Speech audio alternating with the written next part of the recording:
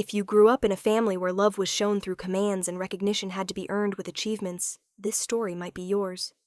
Before I tell you how a quiet girl became someone no one could overlook, please hit follow on the channel and leave a comment if you've ever felt you had to earn love. Let's begin. Do you know why you lost today?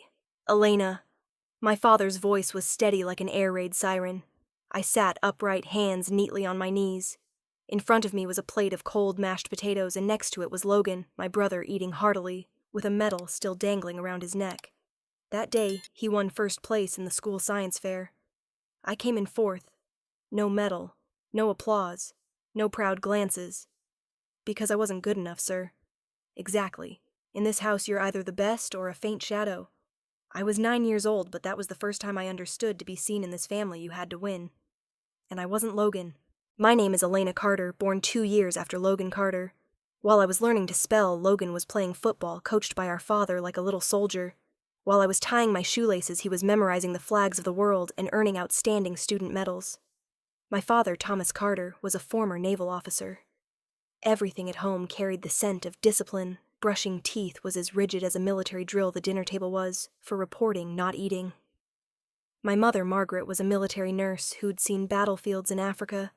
She spoke little, always washed her hands with alcohol, and stayed silent whenever father spoke. I didn't talk much either.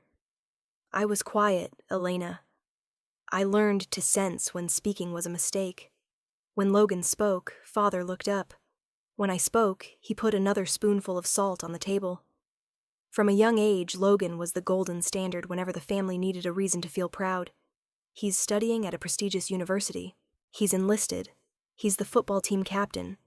And me, I was simply Logan's little sister. At home, that was identity enough. At school, teachers would say, "You're Logan's sister, better catch up to him." I remember family dinners most vividly. We all faced each other at a polished oak table. Father always played war news on the radio. Mother picked at her food. Logan talked about training and strategies. And me, I ate quickly because no one asked me questions. Whenever laughter broke out, it always came from Logan. I learned to laugh with my head down unnoticed. Teenage years came like a silent rain, and I grew up as the shadow of something more perfect. Logan was accepted into officer school before I finished my SATs. Father threw a party like he was welcoming a war hero. I carried trays of cake, and no one remembered to say thank you. I went to college, excelled. I enlisted when father reluctantly approved, saying I wasn't as tough as Logan. I took a job in reconnaissance. Not the front lines, no medals, but I knew this was where my name would start to matter. In the moment I sat on a C-130 flying to the Middle East, for the first time I looked out at the black sky and wondered, in a place without Logan, without father, without mother, can I be myself? I didn't have an answer. But I knew it was time to listen to my own voice. Welcome back to my story, Elena Carter. If you've ever lived in someone's shadow, no matter how hard you tried to be seen, drop a comment and share what made you choose your own path. And don't forget to follow the channel to catch the next chapter of this journey. I earned a full scholarship to college. Graduated in the top 5% of my class. My thesis was used as an example for the next year's students. But the night I got my diploma, mother called and said Logan's been nominated for an officer's honor scholarship. Your father says he'll do great things. I smiled. No one asked what honors I'd earned. But achievements didn't heal the quiet cuts. They only made me better at hiding the bleeding. I started to wonder if everything I did was invisible to them. Was there a place where things were fairer? A place where I didn't need to carry the Carter name to be called by my own, where I wasn't just Logan's sister to be recognized. I found the answer in the military. I didn't join to follow Logan. I joined because I needed a system where the only thing that defined you was your actions. Not lineage. Not father's favor. Not mother's silent glances. The day I handed my completed enlistment forms to the recruitment office, the officer looked me up and down, then asked, "Are you Lieutenant Logan Carter's sister?" I nodded, though my throat burned. Reason for enlisting? I looked him in the eye, because I'm good, and I want to prove it without anyone vouching for me. My parents weren't thrilled. Father said in his typical way, "That decision isn't wrong, but it's not exceptional." Mother has always stayed silent. Logan laughed. "If you need advice, just call me." I didn't need advice. I needed a fresh start where no one knew who I was. On my first day at boot camp, I woke up at 4 a.m., forehead slick with sweat hands gripping the blanket as if holding myself from falling into a familiar abyss, the feeling of not being good enough, not worthy enough, not enough to be named. But there, no one called me Logan's sister. They called me by my number, then by my last name, Carter, finally by my first name, Elena. Every order I followed, every task I completed, carved a little more into that name. I chose reconnaissance recon, where you don't need to shout to be heard. You just need to do it right. My unit called it quiet but decisive. It fit. I learned to read terrain from cracks in the earth. I could pinpoint coordinates by the shadow of a tree at noon. I became the one leading patrols, signaling knowing the way out, even when the sun wasn't visible. My training officer called me to the center of the field. No medals were given. They only said Carter steady, reliable, short. But for the first time in my life, my heart raced not from fear, but because someone had truly called my name. I never told anyone this, but the first time I called home after graduating boot camp, Mother answered. "Where are you calling from?" Her voice was light as a breath. "Fort Jackson." "Mom, I just finished training, got good evaluations. Oh, Logan just made captain. Your father's hanging his picture in the living room." I gripped the phone. "Do you want me to send a photo? I think we should save space for your brother's commemorative pictures. The wall's not that big." I said, "That's fine, Mom," then hung up. If you've ever had a photo that was never hung up, comment, I understand, because I truly know that feeling. In my unit, I became the one they turned to when things went wrong. Once during a night jungle exercise, our team got disoriented in heavy rain. The commander looked at me. "Carter, do you know the way back?" I didn't speak. I nodded, and I led them to safety. No one clapped. But when I stepped into the tent, they saved me a hot meal. That gesture was the first applause I ever received. I stopped calling home. The rare times I texted Mother replied, "You okay?" "Your brother just got nominated for a medal." Each message was a cut. But strangely, I stopped hurting. I turned to stone. Every time I was overlooked, I trained harder. Every time I was compared, I learned a new skill. I realized I might never be Logan, but I was becoming Elena. And Elena didn't need comparisons. She needed trust. By the end of that year, I was assigned to a regular unit. My first mission was in a hot zone. The commanding officer reviewed my file and said, "I need people like you, quiet, effective." I didn't smile, but inside a part of me nodded. Again. And that's how I began to stand up. Not with fame, not with medals, but with every step, every footprint, quiet, steady. If you're listening to this from your own quiet workplace, where no one knows how many situations you've saved, how much work you've done, how many things you've kept from falling apart, this chapter is for you. Leave a comment. I'm in the dark. Because I was there too. For a long time. No one taught me how to lead. But training taught me how to take responsibility. It's where the leader isn't the loudest, but the one who doesn't turn back when things get tough. I chose to observe quietly. I memorized every weakness in the team, every habit of the person to my left, the average running speed of the one behind me, and how terrain changed with the seasons. I didn't just study maps, I studied what wasn't drawn. Once during a dense forest exercise, a new recruit sprained his ankle. The team leader hesitated. I didn't. I carried him back, trekking 4 kilometers of steep terrain in the dark. The next morning I was called up. I thought I'd be reprimanded for acting on my own. But there was only one sentence: "Carter, people like you don't need to shout orders to lead." The more I trained, the more I saw how different I was from Logan. He was great, yes, but in a way that demanded attention. I didn't need to be seen. I just needed them to survive. He was the football captain, always center in the photo. I was the one clipping the mic to someone's vest, checking their straps 3 times before a mission. In the barracks, people like me didn't stand out. But when things went wrong, they called Carters. A year-end call from Mother came while I was cleaning my rifle in the tent. "Your brother just got promoted. He's commanding over 100 troops now." I stayed silent. "You've been calling less." "It's the duty schedule, Mom." "I'm fine. Logan said you might need some guidance. He's ready to help." I almost laughed.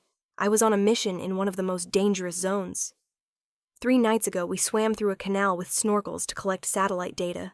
But to Mother, I was still the little sister who might need Logan's directions. On a short leave, I walked into the house with a backpack dusted with desert sand boots caked in mud. Father was hanging a new photo of Logan in a polished wooden frame. Logan in dress uniform medals gleaming. I looked at the wall. No photo of me. Not a single frame. I didn't ask. I just quietly went to my old room, dusted off the bookshelf. That night I overheard Father talking to Mother in the kitchen. She looks tired, probably logistics duty. I'd once saved a teammate from machine gun fire. I didn't need them to know. But I wished they'd asked. If you've ever been in a photo but never chosen to be printed comment, I was invisible. I was there with you. I returned to my unit with a heavier silence than before, but it made me focus. No more waiting for looks from elsewhere, just the mission. On the next patrol, a rookie dropped a comm device. I went back, searching in the dark in a suspected minefield. When I returned, I got a light reprimand. But that night, the commander handed me the latest map. Want to try leading Squad 2? I need someone who doesn't think of themselves first. I nodded, asked for nothing more. 7 months later, I was assigned to lead a coordinated recon team. My squad operated in a chaotic border zone. Humid weather, faulty equipment. But my team never got lost. We had our own codes, even learned to gauge distances by the sound of the wind. I was the pathfinder, literally and figuratively. Leading, but not needing applause. I don't remember the last time Mother said I'm proud of you. Maybe never. But I knew every mission I completed, every life I preserved carried the name Carter this time, because of me, not someone else. Have you ever worked with someone you both admired and resented? Someone who was a role model, but also a fracture? If so, leave a comment. I was at that crossroads, because this time I was too. And that crossroads was named Logan. In 2020, I was deployed to eastern Afghanistan. My recon unit was tasked with gathering and verifying target intel in a border region, rugged mountains, spotty satellite signals, brutal weather. I didn't complain. I never asked for ease, just clarity. And there, every mission demanded I stay sharp with every breath. We built maps by hand, marking every pole, every small canyon. I led a team of 6, small enough to trust, tight enough to control. 3 months passed, no injuries. We were rated efficient, disciplined, understated. I thought I'd keep going like that. Until my brother's name appeared on the regional personnel roster. Captain Logan Carter, tactical advisor, coordinating attack plans for the North-South Goldar region. My hands went cold holding the orders. Not because I feared him, but because I knew one thing: Logan didn't belong in a place like this. He was made for strategy roundtables, air-conditioned rooms where terms like collateral damage were neatly bracketed. Where I stood, every rock could explode. Our first reunion was in the ops room. He walked in with his familiar, confident smile, uniform, crisp digital map slung over his shoulder. "Hey, little sis," he said, his tone half teasing, half superior. "Captain Carter," I replied, neither cold nor warm. "No need to be so formal. We're family." He grinned, then turned to the officers. "This is my sister Elena. West Point's quietest grad, now a recon team leader. Proud of her." I pressed my lips together. Not because of the praise, but because his words made me an extension of his reputation. In the briefing, I presented the plan to approach a target, a suspected weapons cache guarded by a 2-layer security system. We need to wait for the ERA 150 satellite sweep to ensure clear imagery and avoid their infrared detection, I said, pointing at the map. Logan shook his head. "If we wait that long, they'll scatter. Tonight we have one shot at a surprise strike. I propose we move at 22:30. Lightning fast." I stared at him. "Without satellite imagery, we're blind." "Have you calculated the ambush risk? Taking risks is part of being proactive. Speed is intel." He grinned. "And you're not on point. You'll be fine." I left the meeting with the map in hand and 100 voices in my head. Caution had kept me alive so far, but in Logan's eyes, it was just hesitation. That night, I stood outside the command tent, desert wind whistling past my ears. I thought, if I refuse, I'm the weak little sister who can't take risks. If I agree, I'm leading my people into the dark. I nodded, not because I believed in the plan, but because a part of me wasn't strong enough to break the shadow of the brother I once idolized. The next day, the plan was revised. New time, 22:30. No satellite, no updated data, just paper maps and hope. I returned to camp looking at each member of my team. They trusted me. They wouldn't ask questions. They knew if I gave an order, I believed it was right. I retied my boots, checked my night vision lenses, tested the comms. I'd never prayed before a mission. But that night I whispered, "Let my silence not be the reason someone doesn't come back." 22:10. We took position. The moonlight was a faint silver thread. Wind hissed through dry trees like a warning in an unknown tongue. I raised my hand, signaled to advance. 3 squads split 3 per group silent. 9 minutes later, a soft click sounded. Then an explosion. The forest shook. Dirt flew. Sand stung my face. Someone screamed. I dove toward the sound. Sergeant Mason Reed lay on his back, blood streaming from his ear. A second blast erupted to the left. We were ambushed. In the dark, I dragged Mason out of the line of fire, shielding his wound with my body. His eyes were wide, speechless. I pressed his wrist, holding his pulse. "Don't sleep. You have to hear me. You have to live." I don't know how many minutes passed. Maybe 2, maybe 200. Until the sound of helicopters roared, then fell silent when one took fire. 1 dead on the spot. 1 died after withdrawal. 5 wounded. And me, the one who signed off on the plan. I don't know how to make you understand the sound of an explosion when it doesn't just tear through earth but shatters what you thought was solid. But if you've ever had a moment where one decision, just one, changed your life, leave a comment. I still hear it. Because that night I still hear it to this day. When the first mine went off, I was at the front. Not the loudest explosion, but the closest. I didn't see it, didn't hear it. I only saw the figure in front of me snap back like a giant rubber band. Then debris fell like rain. "Mine fall back," someone yelled over the radio. But it was too late. A second blast hit the left flank. Gunfire erupted from above. My vision darkened as I realized we were ambushed from 2 sides, and the enemy knew exactly when we were coming. I called each member by hand signal, ordering a retreat to defensive points. In that moment, I forgot who I was, forgot doubts, forgot the flawed plan. I was just the one who could keep them alive. A scream cut through Mason's hit. I ran toward the sound. Sergeant Mason Reed, my toughest soldier, lay curled blood pouring from his ear, right hand nearly burned off. The blast had torn his chest plate. He couldn't speak. He looked at me with eyes cloudy like cracked glass. I pressed a bandage to his chest, one hand on an IV, the other, keeping his head from hitting the ground. I didn't think. I acted. Around me, the earth kept exploding. Squad 1 fall back east, Squad 2 stick to the cliff, hold the line. Carter report, the commander's voice crackled in my ear. Squad 3 has casualties, 1 critical, 2 minor. Need air support, urgent. Just a few short words, but I knew each one was paid for with my team's blood. By the time the helicopters arrived, we waited 17 more minutes. One of the 2 choppers took high-caliber fire 300 meters from the ground. It spun smoked, then crashed into the mountainside. 2 dead. I don't remember if I screamed. I only remember looking at the sky and feeling it drain my blood. When we were finally hoisted onto the remaining chopper, I was still holding Mason. My body was covered in blood, mostly not mine. I lay on the chopper floor, eyes open, hands clutching him as if letting go would erase his existence. When we reached base, I didn't get off the chopper. They had to pull me out. 2 dead, 5 wounded, a mistimed plan, and me, the one who signed off. If you've ever carried a mistake that wasn't entirely yours, but you were the only one who paid leave a comment, I know that burden. I carried it, and still do. The inquiry came 3 days later. 3 officers sat across from me in a sealed room, a recorder on the table. No greetings, no water, just questions.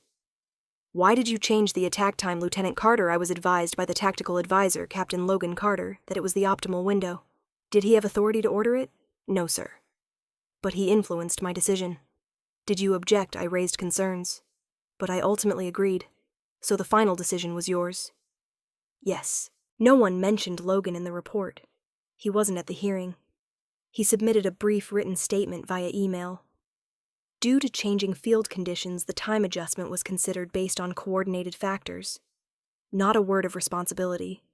Not a mention of our debate. I received an internal reprimand. The record stated failure to adhere to command protocols leading to avoidable casualties. My rank stayed, but honor didn't. I stood outside the barracks at sunset, watching the red dust fields burn under the last light. For the first time, I felt an emptiness so terrifying. Not anger, not pain, just loss. Loss of what? Trust. And the most dangerous thing when you start losing the sense of yourself. 3 days after the failed mission, I walked into a room with 3 senior officers, a recorder, and an empty chair across from me. That chair was for Captain Logan Carter, but it stayed empty, like he was never there, like he had no part in the decision that led to 2 deaths and 5 injuries. I knew he wouldn't show. The message from the office simply said, Captain Carter submitted a written statement. I still hoped a last weak part of me that he'd walk in, sit down, and say at least one thing I was wrong. But the door didn't open, and the hearing began. Lieutenant Carter, do you confirm the attack time was your final approval? Confirmed, I said back, straight, voice steady. Reason for changing the plan. Based on tactical advice proposed by Captain Carter. Did Captain Carter have authority to change the attack time? No. But he influenced my decision, and you agreed to deploy before the designated time set by regional command. Yes. I didn't blame. I recounted. Honestly, directly, no evasion. Because I knew the truth didn't need me to scream. It just needed me not to abandon it like he abandoned me. Logan's statement was read aloud. It was as cold as a weather report. The situation required flexibility. Based on field factors, the time change was necessary. Field commanders had full approval authority. No mention of our debate. No mention of speed is intel. No word of responsibility. The verdict came after 27 minutes. I received an internal reprimand.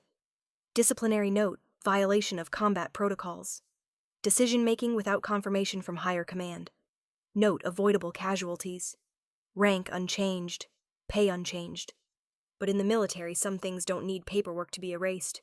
Reputation is one. When I left the base, I felt a terrifying lightness. Not because I was spared, but because I knew from now on every look would be suspicion, not trust. I didn't return to my unit. I requested short-term leave, and for the first time in years, I went home. Virginia, fall. Red leaves fell in ribbons on the road to our old house. Mother opened the door. She looked at me a second too long, as if weighing whether to open her heart. Then she stepped aside. Father was in his armchair holding a new frame. Logan's photo. In captain's dress uniform. Smiling, he didn't look up. You're back, he said, dry as old wood. I stood 3 meters away. Yes. He wiped the frame's glass with his sleeve. You messed up. The results speak for themselves. I didn't do it alone. You gave the order. I clenched my fists. I took responsibility. But the truth isn't solitary. He set the frame down. Looked at me for the first time. Soldiers don't say but. They accept. Mother stood behind, hands clasped. I looked at her. Mom, she lowered her eyes. What happened is unfortunate. I laughed, dry as Goldar's dirt. I lost teammates, lost trust, lost honor, and all I get is unfortunate. No one answered. That night I sat in my old room. It was unchanged, but I no longer belonged. On the wall, Logan's photos from childhood medals to military honors. No photo of me. I once thought if I was good enough they'd see me, but it turns out some people aren't blind. They just choose not to look. If you've ever hoped for recognition only to realize the only one recognized was someone else, comment, I was the one behind the photo. I lived my life in that position. I left the house at dawn. No words, no hug for mother, no handshake for father. I quietly returned to base, submitted a request for extended leave. Reason, mental health recovery, post-mission casualties. Real reason I needed to disappear. If you've ever gone somewhere hoping to be welcomed only to realize you were never counted as part of it, leave a comment. I stood outside the door. Because I didn't just stand there. I lived that moment. And it changed me forever. I received an invitation a week after returning to base. A white envelope, gold, embossed promotion ceremony, Major Logan Carter. Location Hall, 3 Eastern Military District, Washington, D.C. Recipient line, Lieutenant Elena Carter. No note, no greeting, no apology. I held that invitation all afternoon, turning it over as if a hidden message might appear. But it was silent, like they always were. I don't know why I prepared so carefully. Uniform-pressed boots, polished metals aligned. I even tied my hair the way Father once said, looks more professional. I arrived early, not to be noticed, but because I still held a faint hope maybe this time I'd truly be seen. The hall's entrance was brightly lit, filled with officers in dress uniforms. Precise steps, formal salutes. I approached the guest list checkpoint. The officer, a young lieutenant, held the roster and looked at me. Name, ma'am, Elena Carter. Lieutenant. He scanned the list, paused, looked again. Then, with slight unease, Sorry, I don't see your name on the guest list. I frowned. I have an invitation, sent directly. I understand, Lieutenant, but only those on the list can enter. I pulled out the invitation, placed it on the table. He looked, then shrugged. No QR code or ID number. Could be a system error. I glanced through the glass beside the entrance. Inside, I saw Father in a black suit, his formal smile like the days he was commended. Mother stood beside Logan, adjusting his collar as if he were still the kid at home, not a grown officer. And Logan standing between them, smiling brightly, as if I'd never existed in any part of that picture. I turned to the young soldier. He opened his mouth but said nothing. I shook my head slightly. It's fine. I tucked the invitation into my pocket, turned and walked away. No tears, no bowed head, just walking. I don't clearly recall the walk from the hall to the base. I just kept moving, no stops. Each step closed a door in my heart. The door of trust, the door of hope, the door of forgiveness. The last time I looked back, I pulled out my phone and deleted every contact with the last name Carter, and that was the last time I called anyone in my family. If you've ever left a place you were supposed to belong, knowing you'd never return comment, I walked away forever. Because I did. Not because I wanted to, but because they left me no choice. That night I sat in my old base lodging, quietly removed my boots, unclipped my medals, untied my hair. I opened the closet, pulled out my first training uniform worn, faded, no medals. But in my eyes then, it was more real than any dress uniform at that ceremony. I sat at the desk, wrote the first line in my notebook after weeks of emptiness. From today I'll stop trying to be invited through doors that don't belong to me. I'll build my own. I didn't return to my unit right after that ceremony. I submitted a request for indefinite leave, citing mental health adjustment post-combat. A formal way of saying I needed to vanish for a while. I left the base, moved to a small town where no one knew me, rented a room above a hardware store, ran in the mornings, read at night, spoke to no one but the landlord. Outwardly I was ordinary, but inside I started a private campaign. Silent, meticulous, no weapons, just patience. I began digging for the truth. I contacted an old friend, a former intelligence analyst. He didn't ask questions, just sent me a chain of decrypted data with a note I can't officially help. But if anyone deserves to know, it's you. I started with the basic satellite logs from the night of the mission. According to comms records, there was no order from above to change the attack time. The official plan still listed 00150 based on the satellite sweep. I dug into ops logs. Not a single line indicated an urgent order as Logan had claimed. I nearly collapsed from exhaustion sifting through hundreds of pages. But I found what I hadn't dared hope still existed, an internal message thread between Logan and a logistics officer. Logan Carter, 14. Push the time up, trust me. If it goes wrong, I'll take responsibility. Logistics 20, 16. Confirmed. We need official orders. Logan Carter, 20, 17. Just to deploy. I'll handle everything. I read it over and over. Not because I didn't believe it, but because I was waiting for some emotion to surface. Anger, sadness, pain. But no. I felt empty. Not because I was numb, but because I'd known for a long time the truth doesn't come with justice. Unless someone pulls it up from the depths. I spent the next 2 days compiling evidence satellite imagery ops logs, the internal chat. I wrote a 3-page report marking every fact's source. No emotion, no narrative, just facts. I sent it to the U.S. Military Ethics Office via a secure channel. No signature, no formal title. Just one line at the end of the last page: truth matters. Even when no one's watching. I didn't expect a response. I didn't expect anything. I just needed to know I hadn't stayed silent. And strangely, that night I slept soundly. 2 weeks later, I got a call. Unknown number. A deep, firm voice. Whitaker, sorry Carter, I'm listening. I'm Colonel Rhodes, former commander of the Eastern Region. We've completed an internal investigation. And we owe you an apology.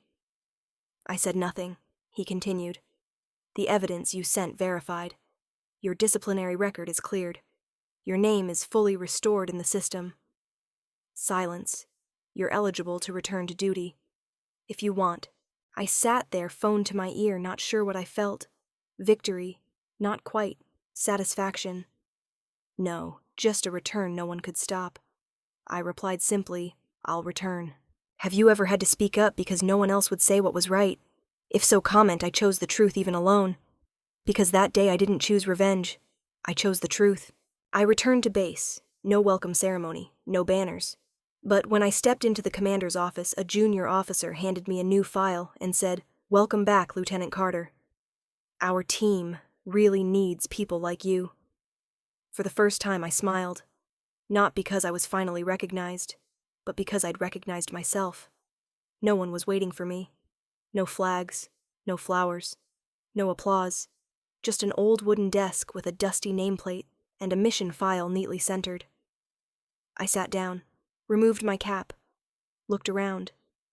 The first looks weren't welcoming, but they weren't suspicious either. They were the looks of soldiers who'd heard a story and were now wondering, did they believe the wrong one? I didn't try to prove anything. I didn't lecture, didn't complain, didn't justify. I did one thing, executed missions with ruthless precision. The battlefield's nature didn't change, but this time, I wasn't hiding in the dark anymore. I was proactive. I led. I took responsibility. I became the commander I needed when everything fell apart. The first exercise I led after returning had over 40 soldiers. Many were new, some were officers who doubted me. I gave orders firmly but not coldly. I didn't yell. I explained. I was transparent about every tactical reason. After 3 days, no one called me Carter, the one who almost botched a mission, anymore. They started calling me the one who says, retreat, you retreat. When she says advance, you run. Do you know when you've regained respect? Not when people apologize, but when your name appears on the assignment list and no one questions why. A month after my return, I was officially promoted to major. Not for politics, not for connections, just because I exceeded expectations in training in the field. 3 months later, I was sent to teach special tactics at the Western Military Academy. Cadets listened like every word I said carried double weight, because they knew I didn't teach from books. I taught from what I'd survived. One day in a regional strategy meeting, I saw my name on a presentation slide. No longer a footnote in someone else's report, but the title of a tactical proposal, Triad Region Coordination Proposal, Carter Doctrine. I sat there among generals and advisors, and no one asked which Carter. No one mentioned Logan. If you've ever stood behind a shadow too large, then one day that shadow couldn't block the light you created. Comment, I shone on my own. Because after all those years, I no longer needed anyone to shine a light for me. I don't know the exact moment I started being called General Elena Carter.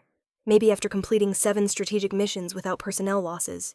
Maybe after I declined a ceremonial nomination to wait for a truly deserving chance. Or maybe when I stopped looking at my name on reports to compare it to someone else's.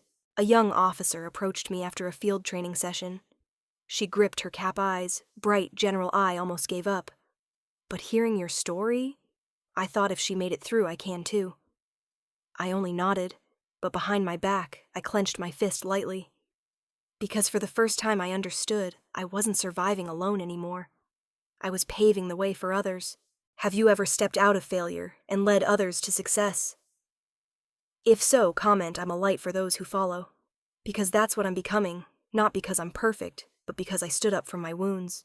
but I knew all roads lead back to one point. One day I received an official invitation from the National Military Command, a high-level commemoration event, a ceremony honoring outstanding commanders. I looked at the guest list: General Arthur Carter, Major Logan Carter, my father, my brother, and above them, General Elena Carter, guest of honor. I smiled, not out of bitterness, not out of revenge, but because for the first time I topped a list, not because of them, but despite them. Have you ever stepped onto a stage not for a medal, but to face all the eyes that once overlooked you? If so, comment I stood alone, and it was enough. The ceremony was held in a historic D.C. hall, white stone walls draped with flags, light reflecting off chandeliers onto the insignia of hundreds of officers. I walked in, not in silence, but in attention. For the first time, my footsteps didn't echo in an empty hallway. I stood backstage, my medal ready on a red velvet cushion.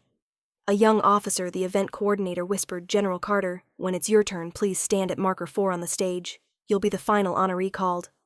I nodded. My hands didn't tremble. My heart didn't race. I was no longer the woman denied at the glass door. The ceremony began with the usual long speeches: victories, honors, loyalty. I listened, but my mind was elsewhere. I remembered that dark night, the smell of gunpowder, the screams over the radio, and the bloodied face of Sergeant Mason Reed, whom everyone thought was dead. And now the MC's voice snapped me back. We honor someone who not only returned from failure, but led with grit and quiet strength, General Elena Carter. I stepped onto the stage, light pouring over my shoulders. The medal was pinned to my left chest. Applause rose. Formal. Restrained.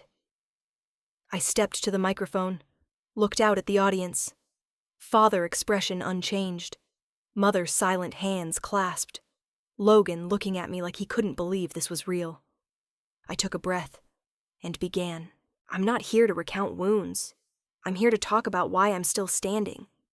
Not because I'm stronger than anyone, but because I didn't give up even when forced to retreat. I paused. Eyes shifted across the hall. I'm not the only one who walked out of that dark night. I turned to the wings. The door opened. A man leaning on a cane, left leg limping, but back straight. A scar etched on his cheek. Dress uniform pristine. His eyes locked on mine. The hall stirred. Some recognized him. Many didn't believe. "Sergeant Mason Reed," I said softly, but the mic carried my voice everywhere. He climbed the steps, slow but resolute, stood beside me, faced the audience. "Give me a moment," he said. And no one stopped him. Mason turned to the crowd. His voice wasn't loud, but it silenced the room. I'm the one all the reports said died that night. Silence.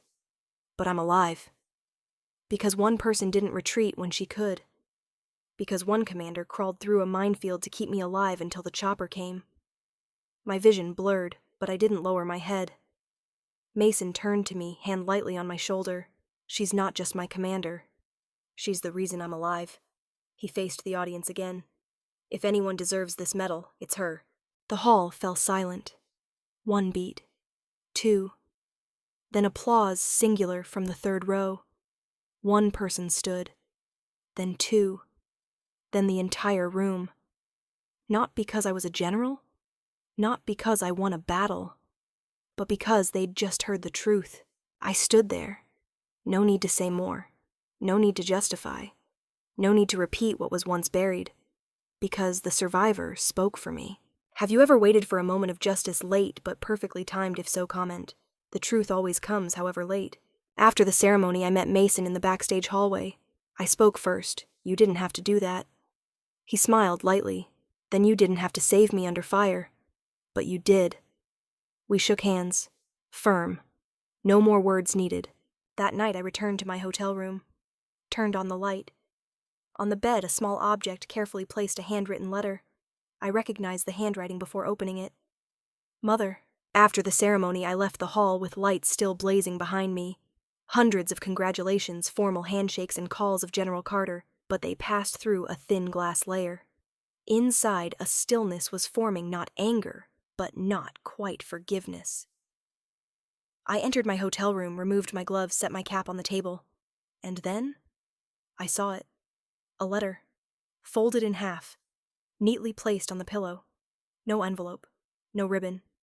Just a white sheet slightly creased with handwriting that stung. Mother's handwriting. I stood still for a few seconds. My mind flashed through 1,000 scenarios, blame, excuses, or just emptiness. But when I opened it, I hadn't guessed right. Elena, I've written and erased, written and crumpled so many times. Because I feared one simple thing writing means I must admit I was wrong. Not wrong in judgment. I knew you were capable long ago, but wrong for staying silent. You didn't need my comfort when you fell. You needed me to speak when the world turned its back. And I didn't. Your father believed in discipline. I believed in order. But you stepped out of both with your own strength. And we didn't know how to accept that. I once thought love was silence, standing back, not interfering. But now I understand sometimes love is speaking up. It's standing in a crowd and saying I believe in my child. I didn't know how to love a daughter who didn't need fixing. Just trust. But I'm learning, and I'm proud. Mom, Margaret Carter. I folded the letter, pressed it to my chest like an old habit when I was a kid. Mother used to tuck a handkerchief in my pocket for school, and I'd do the same. I didn't cry, but for the first time in years I let myself feel. If you've ever received a late confession of love, not loud, not apologetic in words, but you knew it was real. Comment I forgave, not because they deserved it, but because I was enough. I sat by the window city lights, reflecting on the glass, each speck like an old version of me looking back. I was once the girl standing outside my brother's promotion ceremony, holding an invitation, but not on the guest list. I was the lieutenant reprimanded for a decision not entirely mine. I was the one father said, "You gave the order." And mother said nothing. Now I held a letter. Not for salvation, but to know I was never wrong to keep walking, even when no one called my name. The letter didn't work miracles. It didn't heal every crack. But it was the first small door Mother opened, and sometimes a crack of light is enough. I tucked the letter into my chest pocket under my medal. Between the nation's honor and my heart was Mother's late words. And I chose to keep both. Not because I needed recognition, but because I didn't want to become like those who turned away. The next morning I met Mother in the hotel hallway. She said nothing. Neither did I. But I gently squeezed her hand as I passed. Her hand trembled, then gripped back like a silent whisper. I'm learning to love you the way you need. If you've ever wished just once for someone to see you without prejudice, comment, I was always enough, they just never saw. But that morning wasn't just Mother. I knew someone else was waiting. Father. And Logan. The private reception room for a strategic meeting was waiting for me to enter. For the first time in years, all three, father, mother, and brother, would face me, no longer shielded by titles, expectations, or silence. And for the first time, I'd say the things I swallowed through my youth. If you've ever stood before someone who hurt you, not to accuse, but to stop being forced to stay silent, comment, I didn't come to be forgiven. I came to be free. The private reception room was on the hotel's top floor, surrounded by glass overlooking a fading D.C. I opened the door. Inside were Father, Mother, Logan. Three familiar figures who now felt like characters from a dream that was once reality. Father stood the moment he saw me. Still, the soldier's posture straight as a flagpole. His eyes scanned my uniform, checking the creases, I thought. General Carter. He said no extra words. I nodded, just enough not too cold, not too warm. Then I looked at Logan, my brother, the one who walked out of that hearing room years ago, leaving me alone. His eyes held something I hadn't seen before, fatigue, and maybe regret. You shouldn't have taken the fall, he said, voice low. I didn't mean for you to get hurt. I smiled, lightly. Not sarcasm, but a smile that had learned to stand behind every reaction. I know, I said. You didn't mean it. But you didn't stop it. I turned to Mother. She held a teacup hands, gripping lightly. I saw her wedding ring loose like a symbol of a faith no longer so tight. You left the letter. Thank you, I said. It came at the right time. Mother looked at me. Her eyes were red. She didn't speak, just nodded. I understood. Some things need time to be fully said. And I'd waited long enough. I stood tall. Didn't lean on the chair. Didn't try to be approachable. Just myself with a general's uniform, a heart once abandoned, and a pride I built myself. I'm not here to be recognized, I said, voice steady. I'm here because I need to say what should have been said long ago. My whole life I thought I needed an invitation to the family table where Logan was applauded, Father was revered, and I sat in the corner silent. I blamed myself for not being good enough, not standing out, not being memorable. I looked at each one, eyes unwavering, but the truth is I was always enough. No one saw. If you've ever had to stay quiet just to make others comfortable, comment, I'm not silent anymore. I don't need an invitation to the feast anymore, I said, each word clear. Because now I've built my own table. A long silence followed. Wind slipped through the glass, the faint hum of the vent, reminding them no one could deny this reality. You were always part of the family, Father said. His voice was slow, like relearning each word. No, sir, I replied, calling him that for the first time in years. I was always your daughter. But family isn't just blood. It's showing up especially when someone's left behind. I stepped back, looked at each one. They were silent.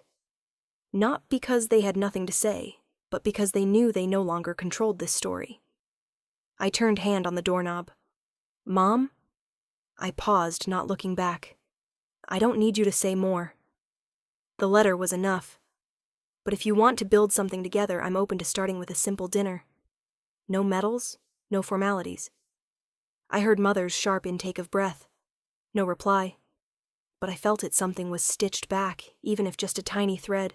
If you've ever forgiven not to return, but to stop carrying comment, I didn't unpack the past, I just stopped carrying it. I left that room as dusk fell. The long hallway led to the hotel rooftop. I stepped out, the night air cool city lights flickering like heartbeats. I looked up. On my shoulders were medals, but above me a sky full of stars. It wasn't by chance I saw light, because now I wasn't seeking light to stand under. I'd become it. I'm telling this story not for praise, but so we, those overlooked, underestimated, know we're not alone. Elena Carter is me, is you, is anyone left off the list who had to try twice as hard to be seen as enough. I learned one thing: recognition comes and goes, but your worth never depends on others' eyes. Family, institutions, society can silence you, but you decide when to speak. Thank you for joining me through these 12 chapters. If you see yourself in this story, leave a comment, I'll read everyone.